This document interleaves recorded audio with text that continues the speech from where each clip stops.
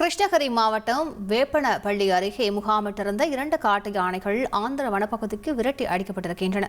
இது தொடர்பான கூடுதல் தகவல்களோடு இணைகிறார் செய்தியாளர் ஜேசுராஜ். ஜேசுராஜ், வணக்கம். அது எப்படி விரட்டி அடிக்கப்பட்டிருக்கிறது? விரிவான விவரங்களை பதிவு பண்ணுங்க ஜேசுராஜ்.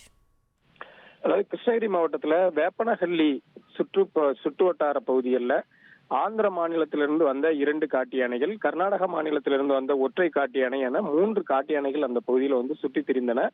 இதுல ஒற்றை காட்டு யானை அந்த பகுதியில கடந்த சில நாட்களுக்கு முன்பு ஒரு கட்டட மேஸ்திரியை விரட்டி தாக்கி கொன்றது. அதே போல இந்த 3 காட்டு யானைகளும் வெவ்வேறு இடங்கள்ல இருந்தாலும் அந்த பகுதியில கொங்கணப்பள்ளி, சிகரமாகனப்பள்ளி, எப்ரி, சிங்கரிப்பள்ளி, நேர்லகிரி, பதிமடுகு இந்த மாதிரி கிராமங்கள்ல விளைநிலங்களை சேதப்படுத்தியும் பொதுமக்களையும் அச்சுறுத்தி வந்தது.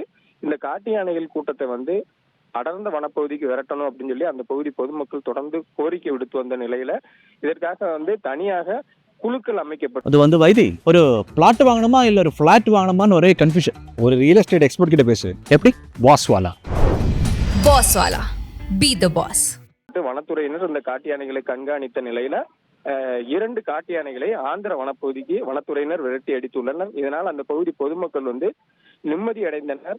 அதே நேரத்துல 2 காட்டு யானைகள் மட்டும் விரட்டி அடிக்கப்பட்ட நிலையில அந்த ஆள்கொல்லி யானையான ஒற்றை காட்டு யானை அதே பகுதி இந்த மடுகு அப்படிங்கிற இடத்துலதான் சுற்றி திரிந்து வருகிறது. இந்த காட்டு யானைகளையும் வனத்துறையினர் தீவிரமாக கண்காணித்து அடர்ந்த வனப்பகுதிக்கு விரட்டும் பணிகளை மேற்கொண்டிருக்காங்க. அதே நேரத்துல அந்த பகுதி பொதுமக்கள் மிகவும் பாதுகாப்பாக இருக்க வேண்டும் அப்படின்னு சொல்லி எச்சரிக்கை விடுத்து வருகின்றனர்.